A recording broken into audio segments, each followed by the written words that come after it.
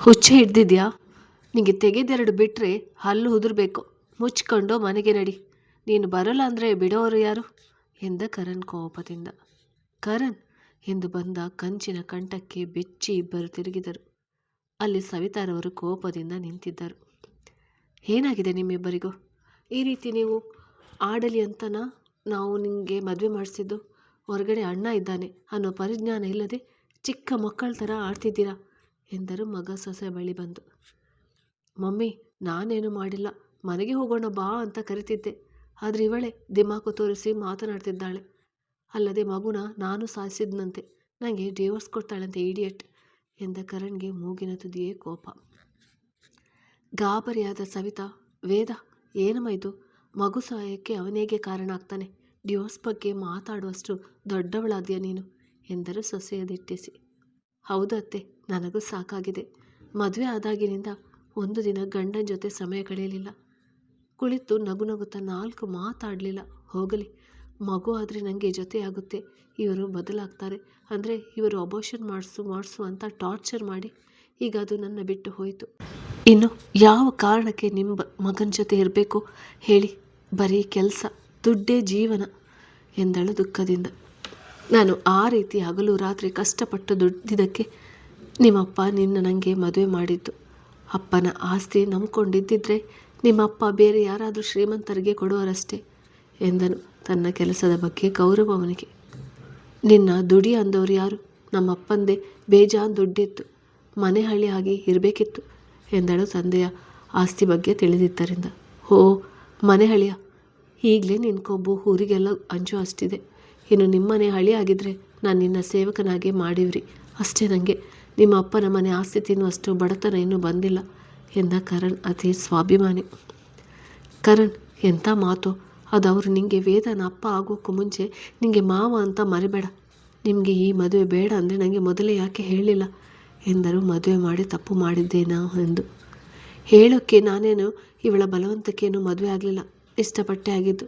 ಮಾವನ ಮಗಳು ಚಿಕ್ಕಂದಿನಿಂದ ನೋಡಿದಾಳೆ ಅಂತ, ಅರ್ಥ ಮಾಡ್ಕೊಳ್ತಾಳೆ ಅಂತ ತಿಳ್ಕೊಂಡಿದ್ದಾಳೆ. ಆದರೆ ಇವಳಿಗೆ ನನ್ನ ಜೊತೆ ಮದುವೆ ಇಷ್ಟ ಇರಲಿಲ್ವಂತೆ.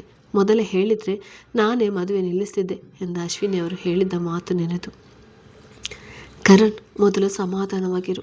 ನಾನು ಅವಳ ಜೊತೆ ಮಾತಾಡ್ತೀನಿ. ಹೊರಗಡೆ ಅಣ್ಣ ಅತ್ತಿಗೆ ಇದ್ದಾರೆ. ಅವರಿಗೆ ವಿಚಾರ ಗೊತ್ತಾದರೆ ಸುಮ್ಮನೆ ತೊಂದರೆ ಕಣೋ ಎಂದರು ಮಗನ ಕೋಪ ನೋಡಿ. ಗೊತ್ತಾಗಲಿ ಬಿಡು. ಮಗಳ ಹೆತ್ತರೆ ಸಾಲದು, ಸ್ವಲ್ಪ ಸರಿಯಾಗಿ ಬುದ್ಧಿ ಕಲಿಸ್ಬೇಕಂತ ಅವರಿಗೂ ಗೊತ್ತಾಗಲಿ ಎಂದ ವೇದ ನಗುರಾಯಿಸಿ. ಅಂದರೆ ಏನು, ನಾನು ದಡ್ಡಿ ಅಂತನಾ?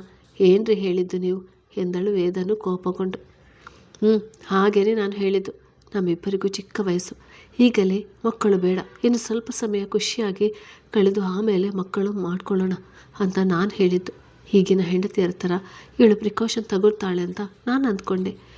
ಇವಳು ಮೊದಲೇ ಹೇಳಿದರೆ ನಾನೇ ಪ್ರಿಕಾಷನ್ ಫಾಲೋ ಮಾಡ್ತಿದ್ದೆ. ಈಗ ಮಳ್ಳಿ ಥರ ಇದ್ದು ಈಗ ನನ್ನ ಮೇಲೆ ಗೂಬೆ ಕೊರಿಸ್ತಿದ್ದಾಳೆ ಎಂದನು. ಹೌದೇನೆ ವೇದ, ನಿಜನಾ? ಮತ್ತು ಕರಣ್ ಒತ್ತಾಯ ಮಾಡಿ ನೂಕಿದ ಹಂದೆ ಆವಾಗ ಎಂದರು. ಆಸ್ಪತ್ರೆಯಲ್ಲಿ ವೇದನ ಮಾತು ನೆನೆದು. ಮೊದಲು ಹಾಗೆ ಅಂದರು, ಆಮೇಲೆ ನಾನು ಮಗು ಬೇಕು ಅಂತ ಜಗಳ ಮಾಡಿದೆ ಅತ್ತೆ. ಆಗ ಇವರು ಬೈದು ನನ್ನ ತಲ್ಲಿ ಆರಾಮವಾಗಿ ಹೋದರು.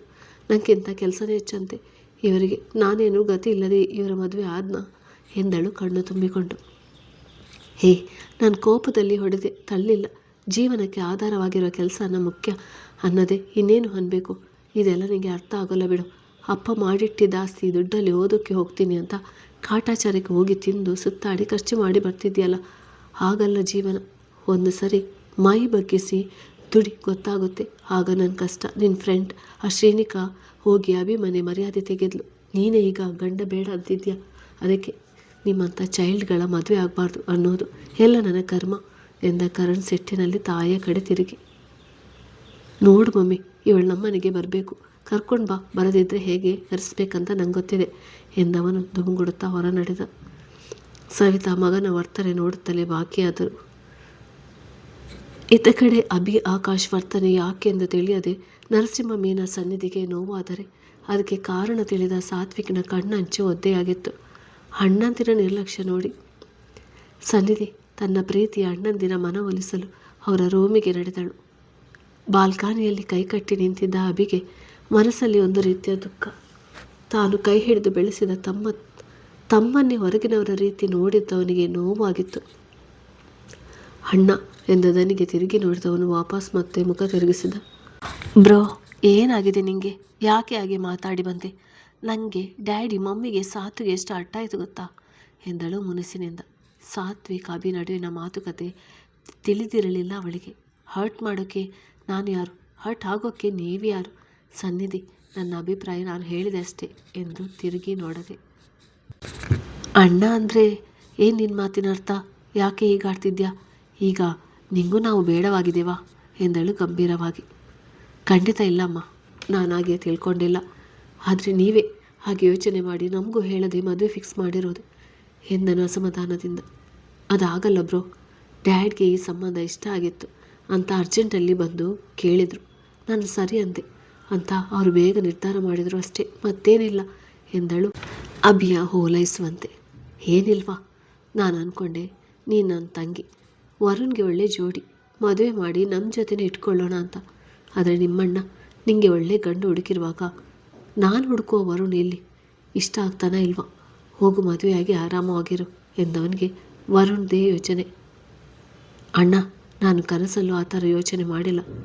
ಇದು ಮನೆಯವರಿಗೋಸ್ಕರನೇ ಕಣೋ, ನೀವೆಲ್ಲ ಚೆನ್ನಾಗಿರಲಿ ಅಂತಾನೆ ಈ ಮದುವೆಗೆ ಒಪ್ಪಿಗೆ ಕೊಟ್ಟಿರೋದು ಎಂದಳು ಬಿಕ್ಕಳಿಸಿ.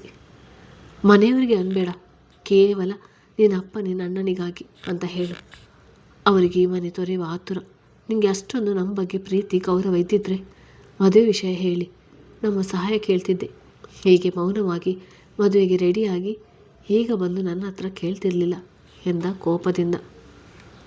ಆದರೆ ಅಣ್ಣ, ವರುಣ್ ಎಂದವಳ ಮಾತು ತಡೆಯುವಂತೆ. ವರುಣ್ ಬಗ್ಗೆ ಮಾತಾಡೋ ಯಾವ ಯೋಗ್ಯತೆಯೂ ನಿಮ್ಮನೆಯವರಿಗೆ ಇಲ್ಲ.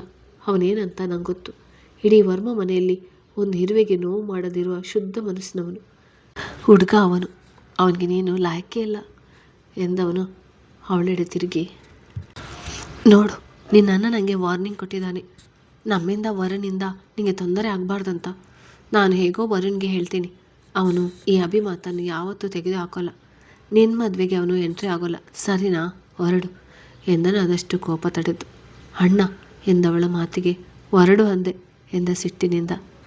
ಅಭಿಯ ಮಾತಿನ ದಾಳಿಗೆ ಕಣ್ಣೀರೊರೆಸುತ್ತಾ ಓಡಿದಳು ಸನ್ನಿಧಿ ತನ್ನ ರೂಮಿಗೆ. ಮಲಗಲು ರೂಮಿಗೆ ಬಂದ ಶ್ರೇಣಿಕಾ ಅಭಿಯ ವರ್ತನೆ ನೋಡುತ್ತಾ ರೂಮಿನಲ್ಲೇ ಬಾಕಿಯಾದಳು. ಇತ್ತ ಕಡೆ ಕರ್ಣನ ಮಾತಿನಿಂದ ಕೋಪಗೊಂಡು ಮುಖ ಊದಿಸಿ ಕುಳಿತಿದ್ದ ಸೊಸೆಯ ಸಮಾಧಾನ ಮಾಡುತ್ತಿದ್ದ ಸವಿತಾ, ಯಾಕೆ ವೇದ ಅವನಿಗೆ ಹಾಗೆ ಕೋಪ ಭರಿಸ್ತೀಯಾ? ನಿಂಗೆ ಅವನ ಬಗ್ಗೆ ಗೊತ್ತು ತಾನೆ? ನಿಂಗೆ ಗೊತ್ತಿಲ್ಲದಿರೋದು ಏನಿದೆ ಹೇಳು ಎಂದರು ಅವಳ ತಲೆ ಸವರಿ. ಅವರಿಗೆ ಕೆಲಸ ಮಾಡಿ ದುಡ್ಡು ಮಾಡಿದ್ದೀನಿ ಅಂತ ಅಹಂಕಾರತ್ತೆ. ಮನೆಯಲ್ಲಿರುವ ನನ್ನ ಪ್ರೀತಿಯಿಂದ ಕಾಳಜಿ ಮಾಡಲಿಲ್ಲ, ಯೋಗಕ್ಷೇಮ ವಿಚಾರಿಸಲಿಲ್ಲ. ಇನ್ಯಾವ ಸುಖಕ್ಕೆ ಗಂಡ ಬೇಕು ಎಂದಳು. ನೀನು ಇದೆಲ್ಲ ಮೊದಲೇ ಯಾಕೆ ಹೇಳಲಿಲ್ಲ? ನೀವಿಬ್ಬರೇ ಇದ್ದರೆ ಬೇಗ ಹೊಂದಾಣಿಕೆ ಬರುತ್ತೆ ಅಂತ. ನಾವು ಹಳ್ಳಿಯಲ್ಲಿದ್ದರೆ ನೀವು ಈ ಚಂದ ಮಾಡಿಕೊಂಡು ಕೂತಿದ್ದೀರಾ ಎಂದರು ಸವಿತಾ. ನಾನೇನು ಮಾಡಲಿಲ್ಲ ಅತ್ತೆ, ಮಗು ಇರಲಿ ಬಿಡಿ ಅಂದೆ. ಇವರೇ ಬೇಡ ಅಂತ ಹಠ ಮಾಡಿ ಅಷ್ಟಕ್ಕೆ ಇವರು ಕೂಗಾಡಿ ಹೊಡೆಯೋದು ಏನಿತ್ತು? ನಾನಂತೂ ಇನ್ಮೇಲೆ ಆ ಮನೆಗೆ ಬರೋಲ್ಲ ಎಂದಳು ಪಟ್ಟು ಹಿಡಿದು. ಏನು ಹೀಗಂದರೆ? ಕೋಪದಲ್ಲಿ ಕುಯ್ದ ಮೂಗು ಯಾವತ್ತೂ ಸರಿ ಆಗೋಲ್ಲ ಕಣೆ. ಈಗಿನ ಕಾಲದ ಹುಡುಗಿ ನೀನು. ಸೂಕ್ಷ್ಮಗಳ ಅರ್ಥ ಮಾಡ್ಕೋಬೇಡ್ವಾ? ದುಡುಕಿ ನಿರ್ಧಾರ ಮಾಡಬೇಡ ಕಣೆ, ಯೋಚಿಸು ಎಂದರು ಮಗ ಸೊಸೆ ಬಾಳು ಹಾಳಾದರೆ ಎಂಬ ಭಯದಿಂದ. ಅತ್ತೆ, ನೀವು ಮಗನ ಕಡೆನೇ ಹೇಳ್ತಿದ್ದೀರಾ. ನಾನು ಸರಿಯಾಗಿ ಯೋಚನೆ ಮಾಡಿದ್ದೇನೆ. 6 ತಿಂಗಳು ದೂರ ಇದ್ದರೆ ಅವರಿಗೆ ಬುದ್ಧಿ ಬರುತ್ತೆ. ನಾನಂತೂ ಇನ್ಮೇಲೆ ಅವ್ರಿಗೆ ಬಗ್ಗೋಲ್ಲ ಎಂದಳು. ನಾನು ಮಗನ ವಹಿಸ್ಕೊಳ್ತಿಲ್ಲ, ಇಬ್ಬರ ಜೀವನದ ಬಗ್ಗೆ ಯೋಚನೆ ಮಾಡ್ತಿದ್ದೀನಿ. ನಿಜ ಹೇಳು, ನಿನಗೆ ಕಾರಣ ಇಷ್ಟ ಇಲ್ವಾ? ಬಲವಂತಕ್ಕೆ ಮದುವೆ ಆದ, ಸುಳ್ಳು ಹೇಳಬೇಡ ಎಂದರು ಸೊಸೆ ಅಂತರಂಗ ತಿಳಿಯುವ ಆಸೆಯಿಂದ. ನಾನು ಯಾಕೆ ಬಲವಂತಕ್ಕೆ ಆಗಲಿ? ಪ್ರೀತಿ ಮಾಡದೆ ಮದುವೆ ಆಗಿತ್ತು. ಆದರೆ ನಿಮ್ಮಗ ಕೆಲಸ ಅಂತ ಇರೋದು ನೋಡಿ. ಈಗಲೇ ಹೀಗೆ ಮದುವೆ ಆದರೆ ಹೇಗೂ ಅಂತ ಮದುವೆ ಬೇಡ ಅಂದಿದ್ದೆ ಅಷ್ಟೇ. ಆದರೆ ಅದೇ ನಿಜ ಆಯಿತು ಎಂದಳು ದುಃಖದಿಂದ. ಆಗ ಸರಿ, ಮತ್ತೆ ಈಗ ಅವನಿಂದ ದೂರ ಆಗಿ ಏನು ಮಾಡ್ತೀಯಾ? ಬೇರೆ ಮದುವೆ ಆಗ್ತೀಯಾ? ಅವನು ಬೇಡವ ನಿಂಗೆ ಎಂದರು ಸೊಸೆ ವಿಚಾರಿಸುತ್ತ. ಅಯ್ಯೋ ಅತ್ತೆ, ನಾನು ಹೇಳಿದ್ದು ಸ್ವಲ್ಪ ದಿನ ಅವರಿಂದ ದೂರ ಇರ್ತೀನಿ ಅಂತ. ನಾನು ಅವರ ಎದುರಿಸೋಕ್ಕೆ ಬಿಡುಗಡೆ ತಗೋತೀನಿ ಅಂದೆ ಅಷ್ಟೇ. ನಾನು ಯಾಕೆ ಡಿವೋರ್ಸ್ ಕೊಡಲಿ ಎಂದಳು ಚೈಲ್ಡೆ. ಅಷ್ಟೇನಾ? ನಾನು ಹೆದರಿದ್ದೆ ಕಣೆ. ನೀನು ಇಲ್ಲೇ ಇದ್ದರೆ ಅವನ ಕೋಪದಲ್ಲಿ ನಿನ್ನಿಂದ ಇನ್ನೂ ದೂರ ಆದರೆ ಏನು ಮಾಡ್ತೀಯ? ಮೊದಲೇ ಯವ್ವನದ ಹುಡುಗ, ನೀನಿಲ್ಲ ಅಂತ ಬೇರೆ ಹುಡುಗಿ ಕಡೆ ವಾಲಿದ್ರೆ ಹಾಗೇನು ಮಾಡ್ತೀಯ ಎಂದರು ಸೊಸೆಯ ಕಿರುಗಣ್ಣಿನಲ್ಲಿ ನೋಡುತ್ತಾ. ಅತ್ತೆ, ಅವ್ರು ಆ ಥರ ಏನಲ್ಲ, ನೀವೇನು ಹೇಳಬೇಡಿ, ನಂಗೆ ಗೊತ್ತಿದೆ, ಸುಮ್ಮನಿರಿ ಎಂದರು. ಭಯ ಶುರುವಾಗಿತ್ತು ಅವಳಿಗೆ. ತಪ್ಪು ಅವನದಲ್ಲ ಕಣೆ, ಅವನ ವಯಸ್ಸಾಗಿದೆ, ಈಗಿನ ಕಾಲ ಆಗಿದೆ. ದುಡುಕಿ ಅನಾಹುತ ಆದರೆ ಅಂತ ನೀನು ಬೇರೆ ಆ ಮನೆಗೆ ಹೋಗೋದೇ, ಇಲ್ಲೇ ಇರ್ತೀನಿ ಅಂತಿದ್ಯಾ? ಆ ಮನೆಯಲ್ಲಿ ಅವನು ಒಬ್ಬನೇ ಇರ್ತಾನೆ. ಹೆಂಡತಿ ಜೊತೆ ಇಲ್ದಾಗ ಅವನ ಮನಸ್ಸು ಏನಾದರೂ ತಪ್ಪು ಯೋಚನೆ ಮಾಡಿದರೆ ಅಂತ ಎಂದರು. ಹೇಗಾದರೂ ಸೊಸೆ ಮಗನ ಒಂದು ಮಾಡಲು. ಅತ್ತೆ, ಏನು ಹೇಳ್ತಿದ್ದೀರಾ? ಸುಮ್ಮನಿರಿ, ನೀವು ಎದುರಿಸಬೇಡಿ. ಹಾಗೇನಾದರೂ ಆದರೆ ನಾನಂತೂ ಸುಮ್ಮನಿರಲ್ಲ ಅತ್ತೆ. ನಾನು ಈಗ ಏನು ಮಾಡಲಿ ಹೇಳಿ ಎಂದ ವೇದ ನಿಜವಾಗಿ ಹೆದರಿದ್ದಳು. ಒಂದು ಕೆಲಸ ಮಾಡು, ನೀನು 1 ವಾರ ಇಲ್ಲೇ ಇದ್ದು ಆ ಮನೆಗೆ ಬಾ. ಅಲ್ಲಿವರೆಗೂ ನಾನು ಅಲ್ಲಿರ್ತೀನಿ. ಆದರೆ ನೀನು ಕರಣ್ ಜೊತೆ ಇರದೆ ದೂರ ಬೇರೆ ರೂಮಲ್ಲಿ ಇರು. ಬೆಂಕಿ ಮುಂದೆ ಬೆಣ್ಣೆ ಕರಗಲೇಬೇಕು. ಹೆಂಡತಿ ಬಿಟ್ಟು ಎಷ್ಟು ದಿನ ದೂರ ಇರ್ತಾನೆ? ನೀನು ಅವನ ಅವಾಯ್ಡ್ ಮಾಡು. ಆಗ ಅವನಿಗೂ ನಿನ್ನ ಕಡೆ ಗಮನ ಬರುತ್ತೆ. ಅವನ ತಪ್ಪನ್ನು ಅವನಿಗೆ ಅರ್ಥ ಮಾಡಿಸಿ, ಪ್ರೀತಿ ಭಾವನೆನ ಅವನಲ್ಲಿ ಹುಟ್ಟಿಸಿ ಬುದ್ಧಿ ಕಲಿಸು. ನನ್ನ ಸಪೋರ್ಟ್ ಯಾವಾಗಲೂ ನಿಂಗೆ ಇರುತ್ತೆ. ಏನಾದರೂ ಸಹಾಯ ಬೇಕಿದ್ದರೆ ಕೇಳು ಎಂದರು ಸೊಸೆಗೆ ಧೈರ್ಯ ತುಂಬಿ. ನನ್ನ ಮಗ ಕೆಟ್ಟವನಲ್ಲ ಕಣೆ, ಒಬ್ಬನೇ ಮಗ ಅಂತ ಮುದ್ದು ಮಾಡಿ ಬೆಳೆಸಿಬಿಟ್ಟೆ. ಅದೇ ಅವನ ಹಠಮಾರಿಯಾಗಿ ಬೆಳೆದಿದ್ದಾನೆ.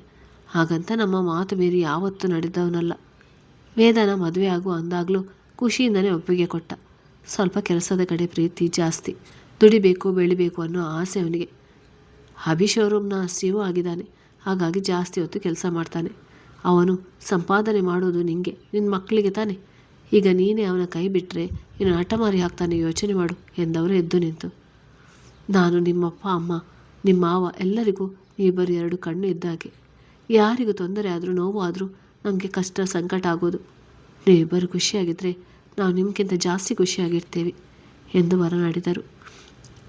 ಇಲ್ಲಿಯವರೆಗೂ ನಡೆದ ಘಟನೆಯನ್ನು ಬಾಗಿಲ ಹೊರಗೆ ನಿಂತು ಕೇಳುತ್ತಿದ್ದ ಅಶ್ವಿನಿ, ಗಿರೀಶ್, ದೇವರಾಜ್ರ ಆಶಯವು ಅದೇ ಆಗಿತ್ತು.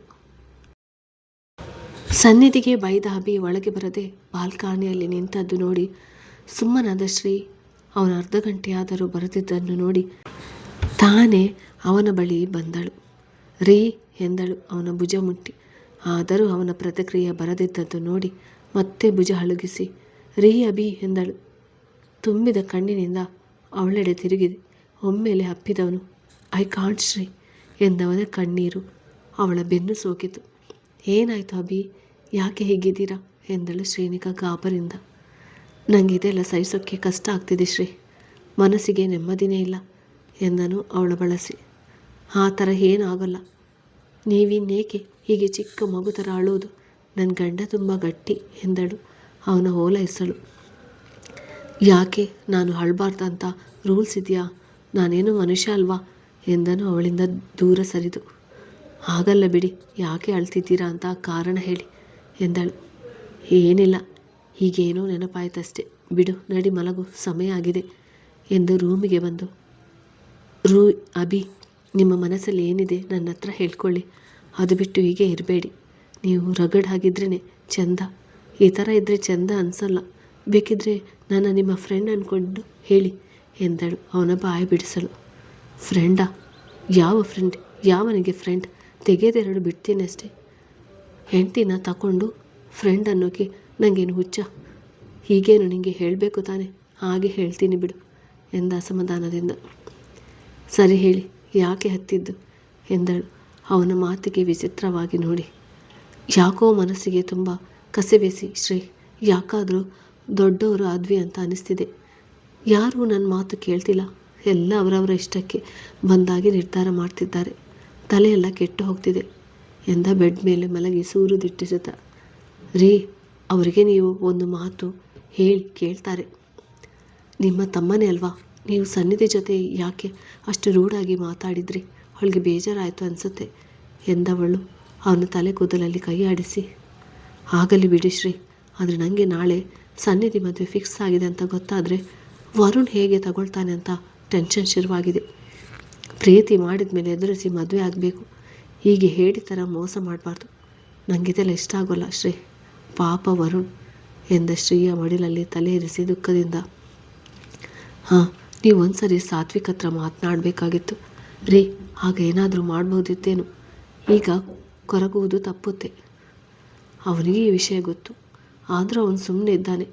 ನಾನು ಎತ್ತಿ ಆಡಿಸಿದ ತಮ್ಮ ಈಗ ನನಗೆ ತಂಗಿ ವಿಷಯಕ್ಕೆ ಬರಬೇಡ ಅಂತ ವಾರ್ನ್ ಮಾಡಿದ ಗೊತ್ತಾ ಯಾರಾದರೂ ಅಷ್ಟೇ, ಬೆಳೆದು ದಡ ಸೇರುವವರೆಗೂ ಅಷ್ಟೇ ಒಳ್ಳೆಯತನ, ದಡ ಸೇರಿದ ಮೇಲೆ ಎಲ್ಲ ಮರೆತು ಬಿಡ್ತಾರೆ ಎಂದವನ ಮನಸ್ಸಿಗೆ ಅತೀವ ನೋವಾಗಿತ್ತು.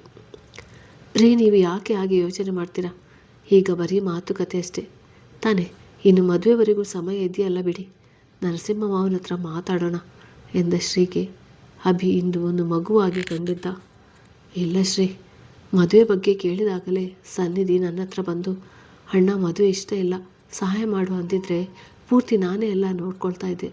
ಆದರೆ ಅವರು ನಮ್ಮನ್ನೆಲ್ಲ ಬಿಟ್ಟು, ಅವ್ರ 5 ಜನ ಅಷ್ಟೇ ಅವರ ಕುಟುಂಬ ಅಂತ ಯೋಚನೆ ಮಾಡಿ ಮದುವೆಗೆ ತಯಾರಿ ಮಾಡಿ ನಮ್ಮನ್ನು ಹೊರಗಡೆ ಇಟ್ಟಿದ್ದಾರೆ.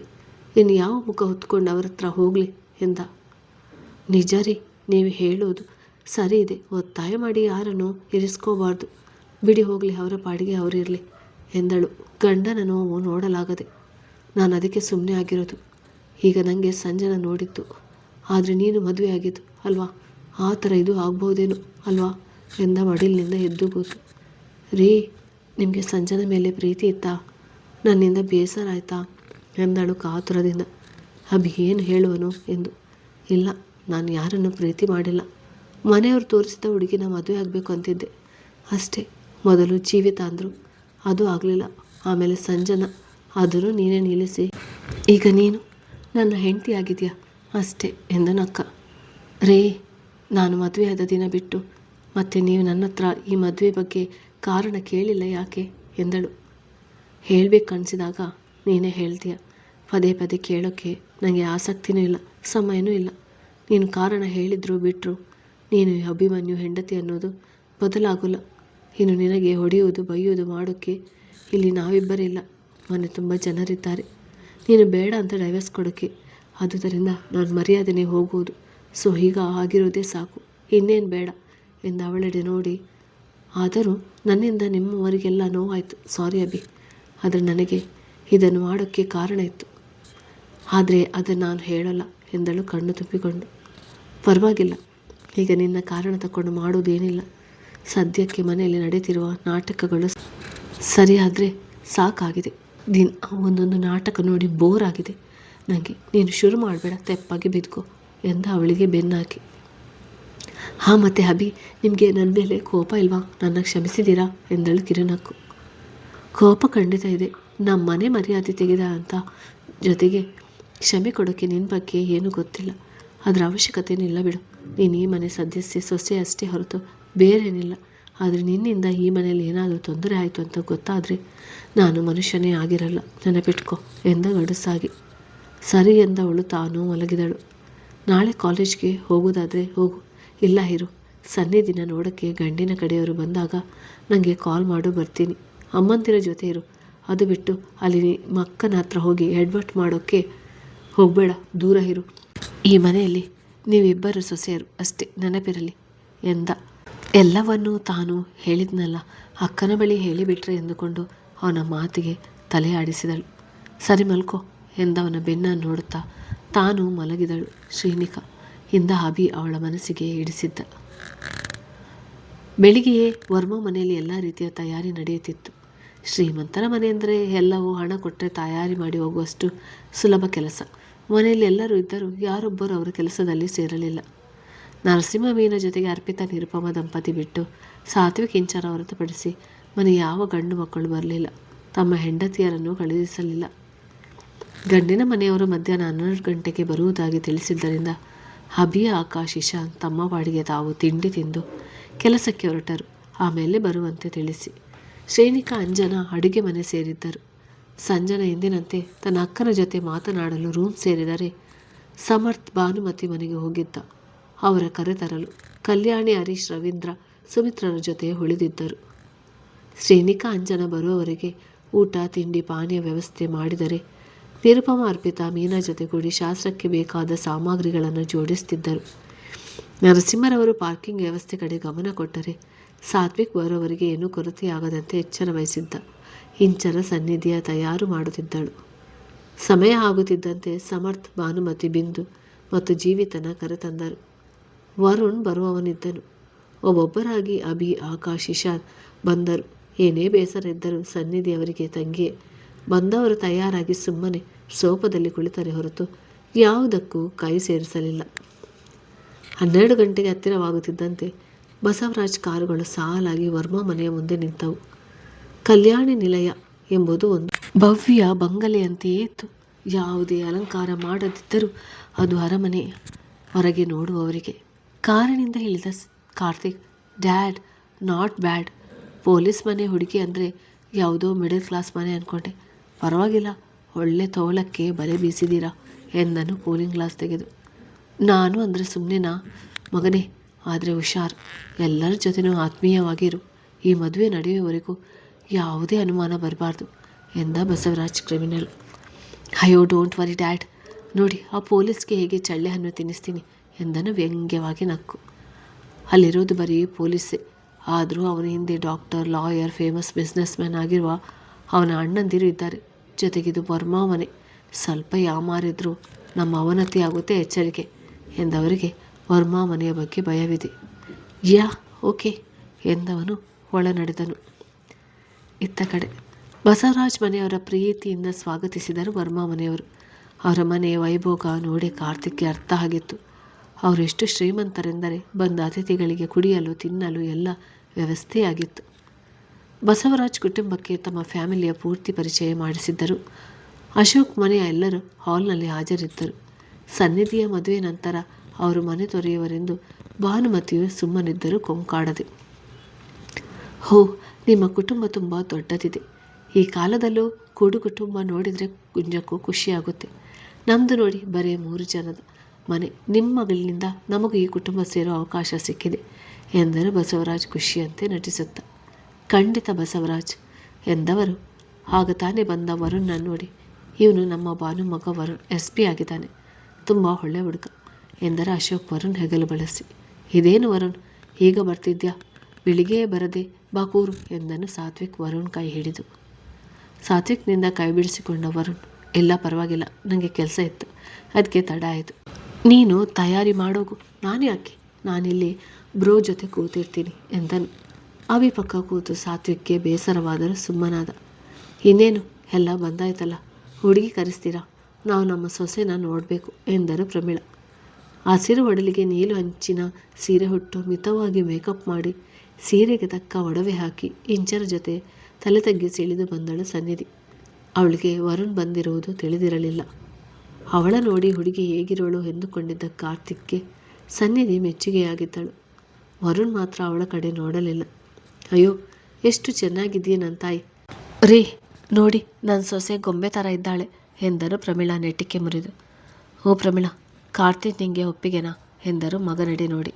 ಎಸ್ ಡ್ಯಾಡ್, ನನಗೆ ಓಕೆ, ಅವರನ್ನು ಒಂದು ಮಾತು ಕೇಳಿ ಎಂದ ಕಾರ್ತಿಕ್ ಸಭ್ಯನಂತೆ. ಇನ್ನೇನು, ಹುಡುಗ ಹುಡುಗಿ ಒಪ್ಪಾಯ್ತಲ್ಲ, ಆದಷ್ಟು ಬೇಗ ಓಲಗ ಊದಿಸೋಣ, ಶಾಸ್ತ್ರ ಶುರು ಮಾಡಿ ಎಂದರು ಬಸವರಾಜ್. ಗಂಡು ಹೆಣ್ಣು ಎದುರು ಬದುರಾಗಿ ಕೂರಿ, ಹುಡುಗಿ ಅಪ್ಪ ಅಮ್ಮ ಕೂರಿ, ಹುಡುಗಿಗೆ ಅಣ್ಣ ತಮ್ಮಂದಿರಿದ್ದಾರೆ, ಒಂದು ಹುಡುಗಿ ಹಿಂದೆ ಕೋರಿ ಎಂದರು ಪುರೋಹಿತರು. ಹುಡುಗಿಗೆ ಒಬ್ಬನೇ ಅಣ್ಣ ಇರೋದು, ಸಾತ್ವಿಕ್ ಅಂತ. ಅವರು ಹುಡುಗಿ ಹತ್ತಿಗೆ ಇಂಚರ ಅಂತ ಜೊತೆ ಕೂರಿಸಿ ಶಾಸ್ತ್ರ ಶುರು ಮಾಡಿ ಎಂದ ಇಶಾನ್. ಇಂಚರ ಸಾತ್ವಿಕ್ ಕಡೆ ಕೈ ತೋರಿ. ಅವನಿಗೂ ಬೇಸರವಾಗಿತ್ತು. ನೋಡಿ, ಮದುವೆಗೆ 2 ತಿಂಗಳಿಗೆ ಒಂದು ಮುಹೂರ್ತ ಇದೆ, ಬಿಟ್ಟರೆ 6 ತಿಂಗಳಿಗೆ ಒಂದು ಇದೆ, ಅದು ಬಿಟ್ಟರೆ 1 ವರ್ಷ ಬಿಟ್ಟು ಇದೆ, ಯಾವುದಿರಲಿ ಪಂಚಾಂಗ ನೋಡಿ ಹೇಳಿದರು ಪುರೋಹಿತರು. ನಮಗೆ 2 ತಿಂಗಳಿಗೆ ಇರುವ ದಿನಾಂಕವೇ ಇರಲಿ. ಪುರೋಹಿತರು, ನೀವೇನು ಹೇಳ್ತೀರಾ ಎಂದರು ಬಸವ. ಅದೇ ಇರಲಿ ಬಿಡಿ, ನಿಮಗೂ ಅದೇ ಓಕೆ ಅಲ್ವಾ ಚಿಕ್ಕಪ್ಪ, ಬೇಗ ಮದುವೆ ಮುಗಿಸಿ, ನೀವಿನ್ನೂ ಹೊರಡುವುದು ಬಾಕಿ ಇದೆ ಅಲ್ವಾ, ಹಾಗಾಗಿ ನಿಮಗೆ ತಡ ಆಗೋದು ಬೇಡ ಅಂತ ಎಂದನು ಅಭಿ ಮೇಲುವಾಗಿ. ಅಭಿ ಹೇಳುವುದು ಸರಿ ಇದೆ, ಅದೇ ದಿನ ಮದುವೆ ಇರಲಿ, ಬರೋ 15 ದಿನಕ್ಕೆ ಎಂಗೇಜ್ಮೆಂಟ್ ಮಾಡೋಣ ಎಂದರು ರಮೇಶ್. ನರಸಿಂಹ ಮನೆ ಬಿಡುವುದು ಗೊತ್ತಿದ್ದರಿಂದ. ಬಸವರಾಜ್ ಪ್ರಮೀಳಾ ಇವರ ಸುಪುತ್ರ ರಾ ಕಾರ್ತಿಕ್ ಮತ್ತು ನರಸಿಂಹ ಮೀನಾರ ಸುಪುತ್ರಿ ಸೌ ಸನ್ನಿಧಿ ಜೊತೆ ಬರುವ ತಿಂಗಳು 15ರಂದು ಗುರು ಹಿರಿಯರ ಸಮ್ಮುಖದಲ್ಲಿ ಮದುವೆ ನಿಶ್ಚಯಿಸಲಾಗಿದೆ ಎಂದರು. ಪುರೋಹಿತರ ಮಾತಿಗೆ ಮೌನವಾಗಿ ಕೂತಿದ್ದ ವರುಣ್ ಕಣ್ಣಿನಿಂದ ಜಾರಿದಾನಿ ಹಾಗೆ ಹಿಂಗಿತ್ತು. ಎಲ್ಲರೂ ಬಂದು ಗಂಡು ಹೆಣ್ಣಿನ ತಲೆ ಮೇಲೆ ಅಕ್ಷತೆ ಹಾಕಿ ಆಶೀರ್ವಾದ ಮಾಡಲು ಎದ್ದರು. ಆಕಾಶ್, ಅಭಿ, ಸುಹಾಸ್, ಇಶಾನ್, ಪ್ರಣತಿ ದಂಪತಿಗಳಾಗಿ ಬಂದು ಆಶೀರ್ವಾದ ಮಾಡಿದರೆ ಜೀವಿತ ಬಿಂದು ಅಕ್ಷತೆ ಹಾಕಿ ವಿಶ್ ಮಾಡಿದರು. ವರುಣ್, ನೀನೊಬ್ಬ ಯಾಕೆ ಹಾಗೆ ಕೂತಿದ್ಯಾ, ಬಾರೋ ವಿಶ್ ಮಾಡು ಎಂದರು ನಿರುಪಮ. ಒಬ್ಬನೇ ಕೂತಿದ್ದು. ಅದು ನಾನು ಯಾಕೆ ಅತ್ತೆ, ನೀವು ಮಾಡಿದ್ರಲ್ಲ ಸಾಕು ಬಿಡಿ, ಸುಮ್ಮನೆ ನನಗಿದೆಲ್ಲ ಒಂಥರ ಆಗುತ್ತೆ ಎಂದನು ದುಃಖ ತಡೆದು. ವರುಣ್ ಬಾ, ಹಾಗೆಲ್ಲ ಹೇಳಬಾರ್ದು. ಅಕ್ಷತೆ ಹಾಕುವುದು ಬೇಡ, ಬರೀ ವಿಶ್ ಮಾಡು ಬಾ, ಪಾಪ ಸನ್ನಿಧಿಗೆ ಬೇಸರ ಆಗುತ್ತೆ ನೀನು ವಿಶ್ ಮಾಡದಿದ್ರೆ ಎಂದನು ಅಭಿ. ಅವನ ಮನಸ್ಸು ಅರಿತವನಂತೆ. ಅಭಿಯ ಮಾತಿಗೆ ಒಪ್ಪಿದವನು ಕಾರ್ತಿಕ್ ಬಳಿ ಬಂದು ಕಾಂಗ್ರಾಟ್ಸ್ ಕಾರ್ತಿಕ್ ಎಂದವನು ಸನ್ನಿಧಿ ಕಡೆ ತಿರುಗಿ, ಕಾಂಗ್ರಾಟ್ಸ್ ಸನ್ನಿಧಿ ಅವರೇ, ಹೊಸ ಹುಡುಗ ಇಷ್ಟ ಆದ್ನಾ? ನಿಮ್ಮ ಭಾವಿ ಪತಿ ಜೊತೆ ಚೆನ್ನಾಗಿ ಜೀವನ ಮಾಡಿ, ಒಳ್ಳೆಯದಾಗಲಿ. ಸಾಧ್ಯ ಆದರೆ ಮತ್ತೆ ನಿಮ್ಮ ಮುಖನೂ ನಾನು ನೋಡೋಕ್ಕೆ ಇಷ್ಟಪಡಲ್ಲ.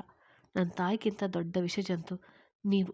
ನಿನ್ನ ನಾಟಕನೇ ಪ್ರೀತಿ ಅಂತ ನಂಬಿ ತಪ್ಪು ಮಾಡಿದೆ. ಗುಡ್ ಬಾಯ್ ಎಂದವನು ತಿರುಗಿ ರೂಮ್ ಸೇರಿದರೆ ಸನ್ನಿಧಿ ಮನಸ್ಸಿಗೆ ಈಟಿಯಿಂದ ಇರಿದಂತೆ ಆಗಿತ್ತು ವರುಣ್ ಮಾತುಗಳು. ಕತೆ ಮುಂದುವರಿಯುತ್ತದೆ.